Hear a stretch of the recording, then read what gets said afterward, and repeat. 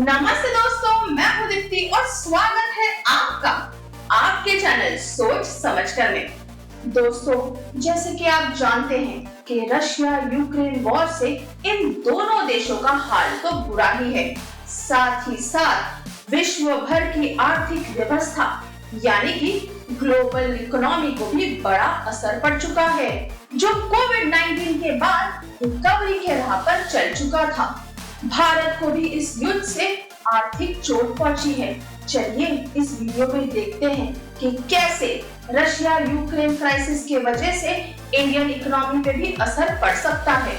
फरवरी 24 को जब Russian forces ने यूक्रेन पे हमला बोला, दुनिया भर के देशों में स्टॉक मार्केट्स में भारी गिरावट आ गई, जिसमें भारत भी शामिल है। इंडियन स्टॉक मार्केट को भारी नुकसान पहुंच गया, specially oil and gas, metals, realty, automobiles, FMCG और टेलीकॉम के स्टॉक्स पे क्रूड ऑयल का बढ़ता हुआ दाम एक चुनौती बन गया है। आपको याद तो होगा ही कि 2008 के फाइनेंशियल क्राइसिस, जिसमें तेल का दाम $140 पर बैरल से आगे पहुंच चुका था। अटलांटिक बेसिन में से जो क्रूड ऑयल उत्पन्न होता है उसे ब्रेंट ब्लेंड कहते हैं। दुनिया भर में आधे से ज्यादा जो क्रूड ऑयल खरीदा बेचा जाता है वो ब्रेंट ब्लेंड ही है। ब्रेंट ब्लेंड को क्रूड ऑयल प्राइसिंग का बेंचमार्क माना जाता है। अब इस युद्ध के वजह से ब्रेंट क्रूड ऑयल का प्राइस $120 पर बैरल हो चुका है। अमेरिका और सऊदी अरेबिया के बाद रशिया दुनिया का तीसरा सबसे बड़ा क्रूड ऑयल प्रोड्यूसर है और सऊदी के बाद दुनिया का सबसे बड़ा एक्सपोर्टर। भारत दुनिया का तीसरा सबसे बड़ा इंपोर्टर है क्रूड ऑयल में, चाइना और US के बाद। भारत 80% से ज्यादा क्रूड ऑयल दूसरे देशों से इंपोर्ट करता है, जैसे कि मिडिल ईस्ट और US। इंडिया का टोटल इंपोर्ट बिल में 20% तो क्रूड ऑयल है।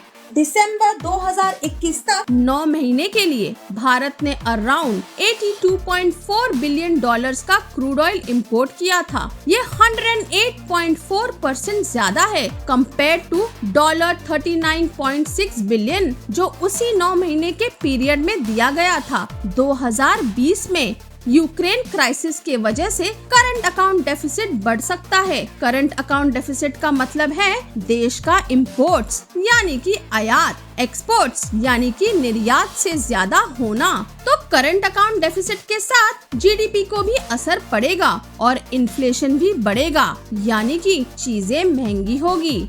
सब निर्भर करता है क्रूड ऑयल प्राइसेस पे, कितना ऊपर जाता है और कब तक ये हाल रहता है।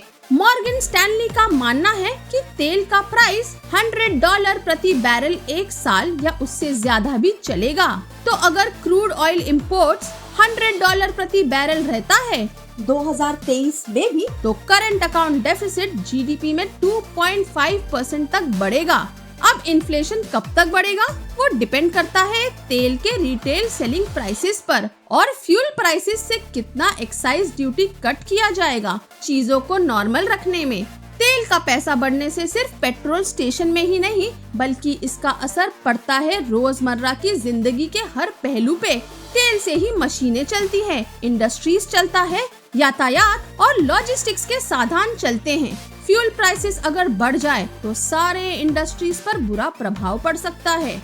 कोविड ने वैसे ही बहुत सारे बिजनेसेस, कमोडिटी मार्केट्स को भारी नुकसान पहुंचाया था। हाई इन्फ्लेशन, जियोपॉलिटिकल अनसर्टेनिटी और ग्लोबल इकोनॉमी के स्लो डाउन के वजह से गोल्ड प्राइसेस बढ़ सकते हैं, क्योंकि सेंट्रल बैंक्स के हाथों में ज्यादा ऑप्शंस नहीं बचेंगे। गोल्ड प्राइसेस कम से कम 10,000 रुपए से ज्यादा बढ़ सकता है अगले 2 सालों में। और एक एरिया जो इफेक्ट हो सकता है वो है डिफेंस। हथियार और डिफेंस इक्विपमेंट के मामले में रशिया भारत का सबसे बड़ा सप्लायर है। इनफैक्ट 80% इक्विपमेंट और सर्विस प्लेटफॉर्म्स जो इंडियन मिलिट्री यूज करते हैं वो रशिया से इंपोर्ट किया गया है। इस रशिया यूक्रेन क्राइसिस से क्रिप्टो करेंसीज में भी भारी असर पड़ सकता है। इनके दाम गिर सकते हैं, जिसका मतलब है आप कम प्राइस में इन्वेस्ट कर सकते हो। जब पैंडेमिक हिट हुआ था तब स्टॉक्स और क्रिप्टोस के दाम गिर गए थे, लेकिन दोनों 18 महीने में अच्छी तरह से रिकवर भी कर गए थे। क्रिप्टो एक प्योर असेट बन गया है, मतलब वो मार्केट सेंटिमेंट्स को पकड़कर चलने लगा है। रशिया पे लगाए गए तरह तरह के बड़े इकोनॉमिक सैंक्शंस और स्विफ्ट फाइनेंशियल मैसेजिंग सर्विस से निकलने के बाद क्रिप्टो के ट्रेडिंग को ज्यादा बढ़ावा मिल गया है। रशिया यूक्रेन दोनों सप्लायर्स हैं रॉ मटेरियल्स के, जो सेमीकंडक्टर मैन्युफैक्चरिंग में यूज होता है। रशिया तो पैलेडियम का नंबर 1 प्रोड्यूसर है। पैलेडियम इस्तेमाल होता है मेमोरी और सेंसर चिप्स में। अब सेमीकंडक्टर का सप्लाई चेन फैला है एशिया और यूएस में, तो शॉर्ट टर्म में बड़ा इम्पैक्ट नहीं होगा, लेकिन जैसे जैसे ये युद्ध चलता रहेगा वैसे इस सेक्टर में ज्यादा प्रॉब्लम्स आने लगेंगे। भारत का फार्मा इंडस्ट्री को भी बड़ा असर पड़ सकता है। सन फार्मास्यूटिकल्स और डॉक्टर रेड्डीज लेबोरेटरीज, ये दोनों कंपनीज रशिया और यूक्रेन में पिछले 30 सालों से बिजनेस कर रहे हैं। यूक्रेन में भारत से फार्मा का एक्सपोर्ट्स 44% से बढ़ गया था 2021 में कंपेयर टू 2020 और 6.95% से बढ़ गया था रशिया में कंपेयर टू 2020। इंडिया तीसरा बड़ा एक्सपोर्टर है फार्मास्यूटिकल्स का यूक्रेन के लिए, जर्मनी और फ्रांस के बाद। दुनिया में 5वां सबसे बड़ा कार मेकर भारत है। पैंडेमिक के ढलते ही ऑटोमोबाइल सेक्टर को फिर से जान में जान आ गई थी, लेकिन रशिया यूक्रेन क्राइसिस ने फिर से उम्मीदों पे पानी फेर दिया है। रशिया यूक्रेन क्राइसिस से कमोडिटी प्राइसेस बढ़ सकते हैं, जैसे कॉपर, जैसे कि पैलेडियम, जो ऑटोमोबाइल एग्जॉस्ट सिस्टम में यूज होता है, जिससे प्रोडक्शन कॉस्ट बढ़ सकता है।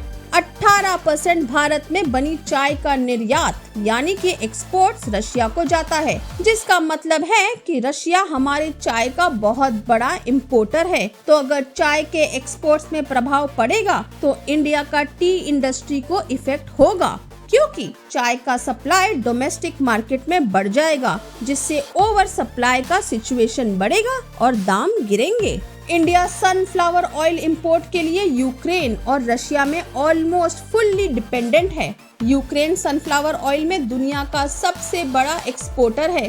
2020-21 में इंडिया ने 1.9 million ton crude sunflower oil import किया था, जिसमें यूक्रेन से 1.4 मिलियन टन इंपोर्ट हुआ था और बाकी रशिया से हुआ था। अब कहते हैं कि ये स्टॉक्स ये साल के मार्च और अप्रैल तक लास्ट करेंगे, फिर हमें शायद अर्जेंटीना और दूसरे देशों से इंपोर्ट करना पड़ेगा, जिससे प्राइसेस भी बढ़ सकते हैं। नहीं तो सनफ्लावर ऑयल से ध्यान हटाकर हमें मस्टर्ड ऑयल, पाम ऑयल या सोयाबीन ऑयल पे फोकस करना पड़ेगा। कोल के उत्पादन में रशिया दुनिया का दूसरा सबसे बड़ा प्रोड्यूसर है। इस वॉर के चलते कोल का पर टन प्राइस $87 से $220 बढ़ गया है। भारत साल में $1 बिलियन के वैल्यू का कोल इंपोर्ट करता है, तो आप समझ ही सकते हो कि कितना इम्पैक्ट हो सकता है। जंग से कभी किसी का फायदा नहीं होता है, सिर्फ जाने जाती है और अन्य देशों को भी भारी कीमत चुकानी पड़ती है। रशिया और यूक्रेन अगर जल्दी से कोई समाधान पर नहीं पहुंचते हैं तो विश्व भर के बिजनेसेस और अर्थव्यवस्था में भारी नुकसान पहुंच सकता है, स्पेशली इंडिया। 21st सेंचुरी में कोविड और रशिया यूक्रेन क्राइसिस से ये तो पता चल गया है कि एज नेशंस हम एक दूसरे से जुड़े हुए हैं और एक दूसरे पे डिपेंड करते हैं और ये दुनिया एक यूनिट की तरह ही चलती है। तो बस यही आशा करते हैं कि दोनों देश रशिया और यूक्रेन सोच समझकर इस विषय पर गौर करे और जल्दी से समझौते पर पहुंच जाए, शांति का रास्ता अपनाए ताकि जाने बच जाए, प्रोडक्टिविटी बढ़े और हम सब फिर से प्रगति की राह पर चल पड़े। तो दोस्तों, आपकी क्या राय है इस वीडियो के बारे में, हमें नीचे कमेंट बॉक्स में जरूर बताइएगा। अगर आप हमारे चैनल पर नए हैं तो हमें सब्सक्राइब करें, जो भी करें सोच समझ कर करें। Thank you for watching our video guys.